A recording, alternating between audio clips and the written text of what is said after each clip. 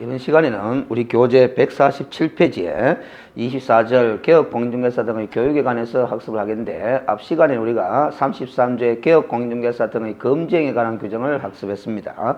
그 검증에는 7가지로 규정이 되어 있죠. 부작위 의무사항으로서 첫째가 중개대상물의 매매를 업으라는 행위, 둘째가 중개사무소 개설 등록을 하지 아니하고 중개업을 영위한 자인 사실을 알면서 그를 통하여 중개 의뢰를 받거나 그에게 자기의 등록된 명의를 이용케 하는 행위를 하여서는 아니 된다라는 거죠.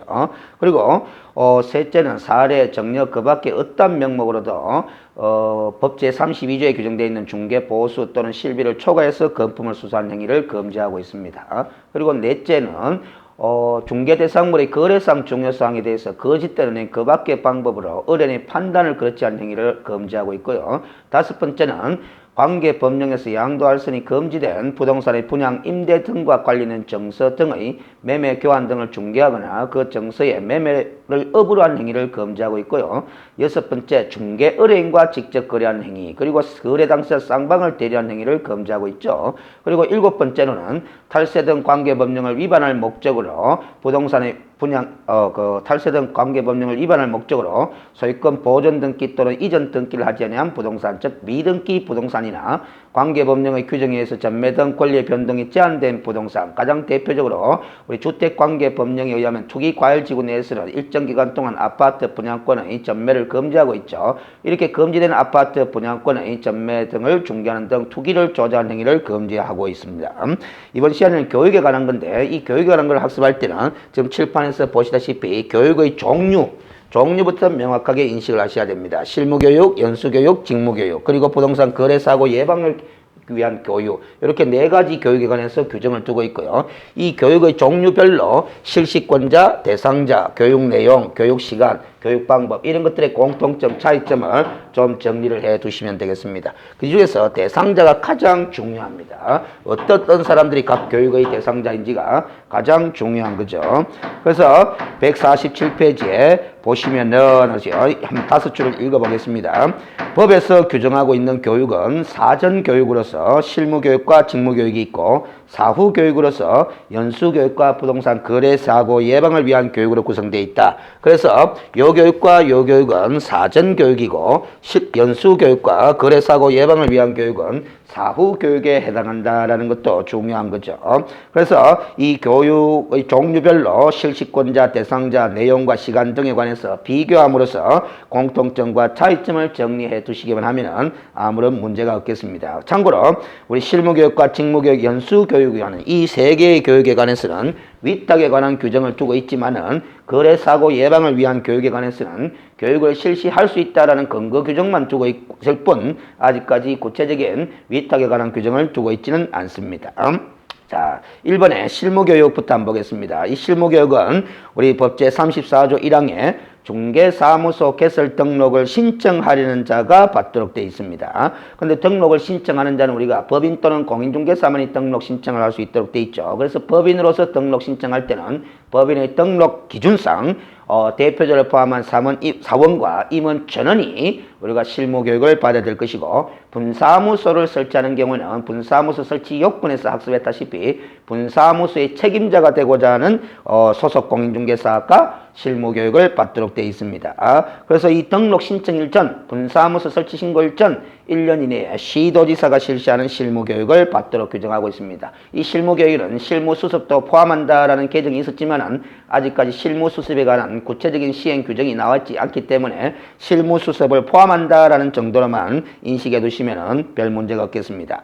그런데 우리 법에서는 단서 규정을 둬가지고 업무의 연속성을 인정할 수 있는 케이스라면 실무교육을 다시 안 받아도 되도록 면제를 해두고 있는데, 예를 들어서 폐업 신고 후 1년 이내에 사무소 개설 등록을 다시 신청하려는 자는 등록 신청하려는 자임에도 불구하고 폐업 신고한 지 1년이 지나지 않았기 때문에 업무의 연속성을 인정해서 실무교육을 면제하고 있습니다. 마찬가지 취지로 소속 공인중개사로서 근무하다가 고용관계 종료 신고를 한 후에 1년 이내에 자기의 자격증을 근거로 사무소 개설 등록을 신청하려는 때도 업무의 연속성을 인정해서 실무교육을 면제하고 있다. 이렇게 이해를 하시면 되겠습니다. 자, 그래서 이 문장을 통해서 우리가 실무교육을 받아야 되는 대상자를 여러분들 스스로가 정리할 수만 있으면 학습을 잘 하시는 분이라고 볼 수가 있는 거죠. 그래서 제가 지금 실무교육의 대상자를 한번 분석을 통해서 이끌어내 보면은 일단은 중개사무소 개설 등록을 신청하려는 자죠. 등록 신청하려는 자가 실무교육을 받아야 됩니다.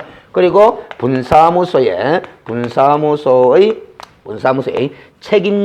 책임자는 반드시 공인중개사가 돼야 되죠. 책임자가 되고자 하는 공인중개사가 받아야 되는 겁니다. 그래서 보통의 경우에는 그냥 분사무소 책임자는 실무교육 대상이다 이렇게 표현을 하는데 그래서 표현은 정확하진 않죠. 왜냐하면 분사무소 책임자가 되고 난 다음에 맞는 게 아니거든요.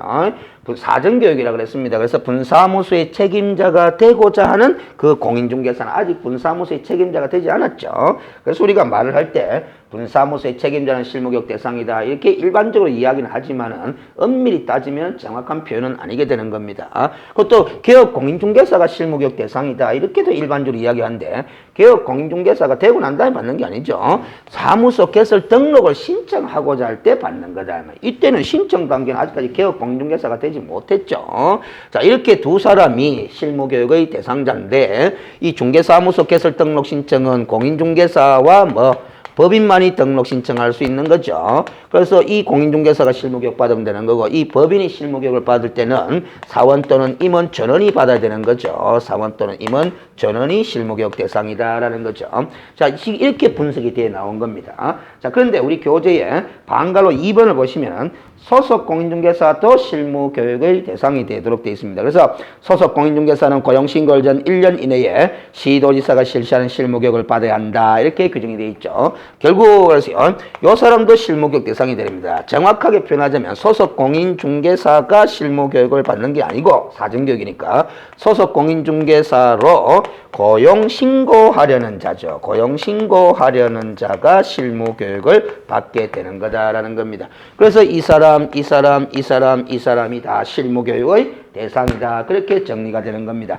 이렇게 실무교육의 대상이 되는 소속 공인중개사로서 고용신고하려는 자도 우리가 업무의 연속성을 인정되는 케이스에서는 실무교육을 면제를 하고 있습니다. 그래서 1번에 보시면은 고용관계 종료 신고 1년 이내 고용신고를 다시 하려는 자 또 그리고 폐업 신고를 한 후에 자기의 자격증을 가지고 이제 소속 공인중개사로 고용 신고를 하는 자다. 업무의 연속성을 인정할 수 있는 케이스죠. 이런 경우에는 실무교육이 면제된다라는 겁니다. 자, 그리고 실무교육은 어떤 내용으로 수행을 하느냐면은 개업 공인중개사 및 소속 공인중개사의 직무 수행에 필요한 법률 지식입니다. 법률 지식과 부동산 중개 및 경영 실무, 직업윤리 등을 그 내용을 하되 교육 시간은 법 개정을 통해서 좀 4시간 정도 줄였습니다. 28시간 이상 32시간 이하로 하게 돼 있고 148페이지에 보시면은 직무교육, 이것도 사전교육이니까 연수교육부터 먼저 점검하도록 교재를 편집했네요. 이 중개보조원으로서 고용신고하려는 자는 직무교육을 받게 되어 있습니다. 근데 이 직무교육은 실시권자가 좀 특이합니다. 시도지사뿐만 아니라 등록관청도 직무교육을 실시할 수 있도록 되어 있다는 점 주의를 해두실 필요 있고 마찬가지 업무의 연속성을 인정할 수 있는 경우는 직무교육이 면제되도록 되어 있다는 겁니다. 그리고 방가로 2번에 보시면 직무교육의 내용은 우리가 직무교육을 받아야 되는 사람은 중개보조원으로서 고용신고하려는 자이기 때문에 중개업무를 수행할 수 없는 자죠. 중개보조원은. 그래서 법률 지식이라든가 중개 및 경영 실무에 관해서는 내용을 구성하지 않고 직업윤리 등으로만 교육의 내용을 구성하게 되어 있습니다. 그 교육 시간은 간단합니다. 3시간 이상 4시간 이하로 되도록 되어 있습니다. 그리고 연수교육은 사후교육입니다. 그래서 실무교육을 받은 사람들을 대상으로 사후에 실시하는 교육이 연수교육이다. 이렇게 보시면 됩니다. 그러면 중개보조원으로 근무하고 있는 사람은 연수교육 대상이 되질 않겠죠. 당연히 실무교육을 받은 적이 없으니까. 그래서 이 실무교육을 받은 개업공인중개사 및 소속공인중개사는 실무교육을 받은 후 2년마다 시도지사가 실시하는 연수교육을 받도록 되어 있습니다. 연수교육의 실시권자도 마찬가지 시도지사입니다. 이 연수교육을 받지 않으면 제재 규정이 뒤따르겠죠. 사후교육이니까 500만 원 이하의 과태료 부과 대상이다라는 거죠. 실무교육이나 직무교육을 안 받으면 제재 규정이 있을 리가 없습니다. 필요한 사람이 알아서 자율적으로 받으러 와야 되는 거죠. 연수교육은 이미 중개업에 종사하고 있는 개업공인중개사와 소속공인중개사를 대상으로 하는 사후교육이기 때문에 교육 대상자들에게 다 통지까지 가게 돼 있습니다. 그러나 실무교육과 직무교육은 통지 규정도 없죠. 당연히 필요한 사람이 알아서 받으러 와야 되는 것이기 때문에. 자, 방갈로 2번에 보시면 이 연수교육은 실무교육과 기본적으로 내용이 동일하다 이렇게 볼 수 있는데 결국 사후교육이기 때문에 법률 지식이 아니라 그 법률 지식에 대한 제도의 변경사항을 위주로 강의를 합니다. 그리고 중개 및 경영 실무 직업윤리 등을 그 내용으로 구성하고 교육시간은 12시간 이상 16시간 이하로 구성이 되게 되어 있습니다. 그리고 이 사후교육인 연수교육의 특성상 통지를 해야 되거든요. 그래서 실무교육 또는 연수교육을 받은 후 2년이 되기 2개월 전까지 교육 대상자들에게 다 일일이 시도지사인 실시권자가 통지를 하게 돼 있다라는 거죠. 자, 그리고 지금까지 학습했던 실무교육, 직무교육, 연수교육 이 세 가지 교육은 우리가 그 시행을 구체적으로 위탁해서 시행할 수 있도록 규정을 해두고 있습니다. 거기다가 이 국토교통부 장관이라는 중앙행정기관의 장이 이 시도의사 또는 등록관청이 실시하는 이 교육들을 우리가 시행하는데 전국적인 균형 유지를 위해서 지침이라는 걸 마련해가 시행할 수 있도록 규정을 하고 있어요. 그래서 방갈로 1번을 보시면 장관이 시도지사가 실시하는 실무교육, 직무교육, 연수교육의 지침을 마련하여 시행할 수 있다. 이렇게 규정을 해두고 있습니다. 그래서 이 법 규정들을 보면 조금 풀지 않은 부분들이 여기서도 보이네요. 우리가 이 교육 지침을 마련해서 시행할 수 있다는 규정에는 직무교육조차도 시도지사가 실시하는 이렇게 되어 있는데 원래 이 직무교육은 등록관청이 실시할 수도 있도록 위에서 규정이 되어 있죠. 그런데 이 등록관청이 실시하는 직무교육에서는 그 국토교통부 장관이 지침을 마련해서 시행할 수 없느냐? 그건 아니겠죠, 당연히.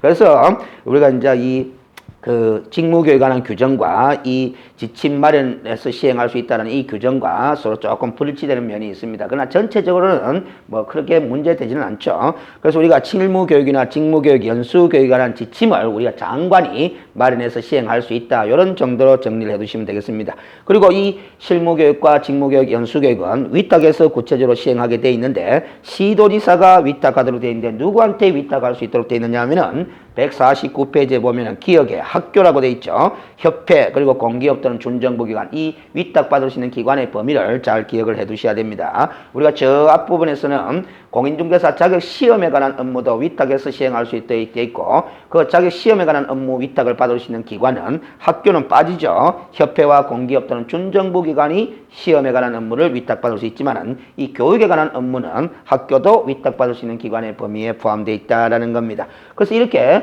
시도지사가 이 교육에 관한 업무를 위탁기관에다가 위탁을 했으면 위탁의 구체적인 내용은 관보에 고시하도록 되어 있습니다. 일간신문에 공고하여야 한다 하면 틀리게 되는 거죠. 자, 그리고 마지막 교육인 부동산 거래사고 예방을 위한 교육은 최근에 신설된 규정인데 근거만 두고 있지 구체적인 아직 시행은 되고 있지 않은 것으로 알고 있습니다. 그래서 방갈로 1번에 보면은 실시권자가 누구로 되어 있느냐 하면은 국토교통부 장관, 시도의사, 등록관청이 다 실시할 수 있도록 되어 있고 할 수 있다 되어 있기 때문에 반드시 해야 되는 교육은 아닙니다. 필요에 따라서 그때그때 이 실시권자들이 하게 되겠죠. 만약에 하게 된다라면은 교육을 실시하는 행정기관의 장이 교육 대상자들에게 교육일 10일 전까지 통지하도록 하는 규정을 두고 있습니다. 그래서 이 거래사고 예방을 위한 교육과 좀 전에 학습했던 연수교육은 다 사후교육의 성격을 띠고 있기 때문에 교육 대상자들에게 통지하는 규정을 두고 있는데 정리를 잘 하셔야 됩니다. 이 거래사고 예방을 위한 교육에 관한 통지는 교육일 10일 전까지고 연수교육에 관한 통지는 2년이 되기 2개월 전까지 통지 이렇게 돼 있죠. 헷갈리시면 안 된다라는 겁니다. 그리고 이 부동산 거래사고 예방을 위한 교육을 받지 않은 경우에는 제재 규정을 두고 있지는 않습니다. 그래서 물어보지는 않겠죠. 150페이지에 보면은 방갈로 3번과 방갈로 4번인데 그렇게 중요한 사항은 아닙니다. 그래서 한번 읽어보고 외우지 않으셔도 됩니다. 삭제하셔도 아무 관계는 없습니다. 방갈로 3번에는 우리가 비용을 지원할 수 있다는 근거 규정을 두고 있고 또 그리고 비용을 지원할 수 있는 항목은 1, 2, 3, 4의 항목들이다. 이렇게 규정되어 있기 때문에 뭐 시험 출제 가능성은 없어 보입니다. 일단은 우리 개업 공인중개사 등에 대한 교육에 관해서는 좀 전에도 이야기했다시피 교육의 유형과 그 교육의 성격 이거는 사전 교육이고 이 두 가지는 사후 교육이다. 그래서 통지에 관한 규정이 있고 통지에 관한 규정이 없고 교육 실시권자가 다 달랐죠. 그리고 대상자가 아주 중요한데 달랐습니다. 교육 시간도 달랐습니다. 교육 내용도 다소 조금씩 차이가 나는데 대상자가 가장 중요합니다. 각 교육별로 대상자의 범위를 잘 정리하셔야 되는데 우리 교재 151페이지에 각 교육별로 비교표를 만들어 뒀으니까 참고해서 활용하시면 되겠습니다. 이 비교표에는 부동산 거래 사고 예방을 위한 교육은 수록하지 않았으니까 그거는 참고하시기 바랍니다. 자, 152페이지에 4장의 지도 감독에 관한 규정을 학습하도록 하겠습니다. 근데 이 지도 감독에 관해서는 일단 행정 처분에 관한 내용부터 먼저 정리를 하셔야 되는데, 우리 행정 처분에 관해서는 마찬가지 학습 방법은 어떻게 하시는 것이 가장 효율적이냐면 행정 처분의 유형부터 먼저 기억을 해 두시는 것이 중요합니다. 우리 공인중개사법에 규정되어 있는 행정 처분의 유형은 크게 5가지로 규정이 되어 있습니다. 우리 공인중개사법에서는 등록 취소 처분이라는 것이 있고, 그리고 업무 정지 처분이라는 것이 있고, 자격 취소 처분이라는 것이 있다는 거죠. 그리고 자격 정지 처분, 그리고 거래정보 사업자에 대한 지정 취소 처분이 있다라는 거죠. 이 5가지가 행정처분의 유형으로 되어 있습니다. 명칭부터 익히고 공부를 반복하시는 것이 상당히 바람직합니다. 그래서 예를 들면은 글을 읽다가 보면은 여기저기 교재 부분에 글을 읽다가 보면은 이런 식의 문장이 나온다는 거죠. 개업공인중개사가 이중 등록을 한 경우에는 이런 말이 나옵니다. 그럼 위반이죠. 그러면 개업공인중개사 이중 등록을 하면은 행정처분의 대상이 되는데 등록을 취소하여야 한다. 이런 문장들이 나옵니다. 그 말은 등록 취소 사유에 해당한다라는 거죠. 이 용어 자체가 인식이 안 되면은 그 문장이 어떤 눈에 들어오지를 않게 되는 거죠. 이 5가지 용어 행정처분에 대한 유형부터 명확하게 암기를 하셔야 됩니다. 이 등록 취소 처분은 규정이 38조 1항과 2항으로 구분되어 있는데 절대적 등록 취소, 즉 기속적 등록 취소와 상대적 등록 취소, 즉 재량적 등록 취소 사유로 구분해서 규정을 해두고 있습니다. 그래서 절대적 등록 취소 사유는 8가지, 상대적 등록 사유는 11가지, 업무 정지 처분 사유가 14가지, 자격 취소 사유가 4가지, 자격 정지 사유가 7가지, 지정 취소 사유가 5가지 이렇게 규정이 되어 있거든요. 가지수는 중요한 게 아닙니다. 그 내용들을 다 기억을 해야 되는 거죠. 근데 그 내용들은 이미 앞에서 주제별로 넘어오면서 다 학습을 한 내용들입니다. 그래서 이때까지 학습한 내용이 다 이해가 돼가지고 머릿속에 남아있는 분들이라면은 이 가지수는 중요한 것이 아니기 때문에 결국에 이제 내가 기억하고 있는 그 의무의 위반이 등록 취소 사유냐, 업무 정지 처분 사유냐 분류하는 목만 남는 거죠. 그래서 이 용어를 기억가지고 계속 반복해서 시험 칠 때까지 훈련을 하시면 됩니다. 훈련하실 때 이 점도 생각하면서 훈련을 하시면 돼요. 이 등록 취소 처분의 상대방이 누구냐라는 거죠. 개업공인중개사입니다. 그 말은 상대방이라고 했지만은 위반의 주체가 바로 뭐다? 개업공인중개사라는 거죠. 이 개업공인중개사는 법인인 개업공인중개사도 있고 공인중개사인 개업공인중개사, 부칙 제6조 2항에 따른 개업공인중개사 다 들어가는 거죠. 그래서 부칙 제6조 2항에 따른 개업공인중개사가 등록증을 양도되어도 등록을 취소하여야 하는 절대적 등록 취소 사유가 되는 거죠. 물론 법인인 개업공인중개사가 등록증을 양도돼도 마찬가지죠. 이 업무 정지 처분의 대상도 개업공인중개사, 자격 취소의 대상자는 공인중개사겠죠. 공인중개사. 이 공인중개사의 종류는 단순 공인중개사, 소속 공인중개사, 공인중개사인 개업 공인중개사 다 들어가는 겁니다. 그래서 자격 취소 사유 중에 한 가지 해당되는 사실이 공인중개사인 개업 공인중개사에게 발생되더라도 자격이 취소되는 거죠. 그것이 등록 취소 사유 되면은 등록 취소도 되고 자격 취소도 되는 겁니다. 자격 정지 사유가 특이한데 신분이 소속 공인중개사인 자에게만 행할 수 있는 행정처분이다라는 거죠. 그 점 주의하셔야 됩니다. 소속 공인중개사에게만 행할 수 있는 행정처분이고 업무 정지는 개업 공인중개사에게, 지정 취소 처분은 거래정보 사업자에게 행할 수 있는 행정처분이 되는 거죠. 이렇게 행정처분의 상대방을 쭉 정리해놓고 보면은 중개보조원은 없습니다. 그 말은 우리 공인중개사 법령상 중개보조는 어떠한 행정처분의 대상도 되지 않는 자다 하는 것을 알 수가 있게 되는 거죠. 자, 그리고 이 행정처분의 상대방도 정리가 되면은 행정처분권자가 누구냐라는 것도 아실 필요가 있다라는 거죠. 이 등록 취소와 업무 정지 처분은 당연히 등록관청이 행정처분권자가 될 것이고 고유권한이죠. 그래서 이런 걸 시험 문제 물을 때 개업공인중개사가 등록증을 양도대여한 경우는 국토교통부 장관은 등록을 취소하여야 한다. 그럼 틀리게 되는 거죠. 장관이 등록 취소 권한이 없는 거죠. 등록관청에 행하는 거다. 자격 취소 처분과 자격 정지 처분은 시도지사가 권한을 갖고 있습니다. 그런데 중요한 거는 이 시도지사는 전국에 여러 명이 있는 거죠. 어느 시도지사가 자격 취소 권한을 갖고 있느냐? 우리 법령상으로 보면은 자격증을 교관 시도지사가 있고 중개사무소 소재지를 관할하는 시도지사가 있을 수 있거든요. 그러면 교부한 시도지사가 권한을 가지고 있다는 점을 주의하셔야 됩니다. 그래서 지정 취소 처분은 당연히 장관이 지정 취소권자가 되겠죠. 왜냐하면 우리가 거래정보사업자는 국토교통부 장관으로부터 지정받을 수 있다. 이렇게 학습을 해드렸습니다. 저 앞에 우리 공인중개사법 24조 규정을 학습할 때 거래정보사업자의 지정에 관해서 공부를 했죠. 국토교통부 장관은 개업공인중개사 사업 간에 중개대상물에 관한 정보를 서로 교환할 수 있도록 하는 거래정보망을 설치 운영할 자를 지정할 수 있다. 이렇게 학습을 해드렸습니다. 그래서 거래정보사업자의 지정권자는 장관이 되는 거죠. 자, 이렇게 해서 행정처분의 종류 5가지에 대한 행정처분 권한을 가진 행정기관과 그리고 행정처분의 상대방이 정리가 되어 있고 이걸 활용하면서 이 사유들을 다 일일이 점검을 하셔야 된다라는 거죠. 자, 그래서 우리 152페이지에 그 표가 바로 우리 지금 칠판에 정리되어 있는 이 표라고 보시면 되겠습니다. 활용하시면 되겠고요. 그 표 밑에 한번 읽어보겠습니다. 행정절차법에서는 처분 등 행정절차에 관하여 다른 법률에 특별한 규정이 있는 경우를 제외하고는 우리 행정절차법이 정하는 바에 따른다. 이렇게 규정을 해두고 있어요.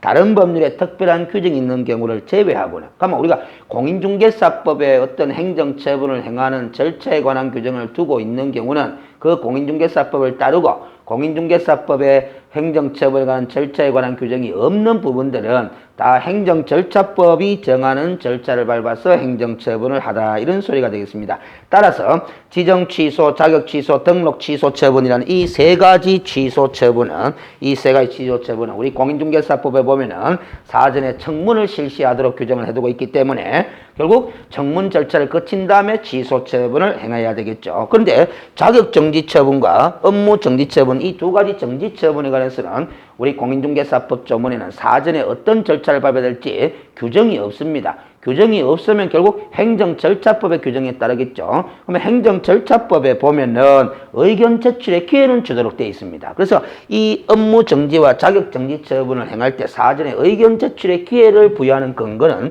공인중개사법이 아니라 행정절차법입니다. 대부분의 지금 학원 선생님들이 이 업무정지, 자격정지는 의견 제출의 기회를 부여해준다 하고 그냥 지나쳐버리는데 그 근거는 공인중개사법에 나오는 것이 아니고 행정절차법에 따라 나오는 겁니다.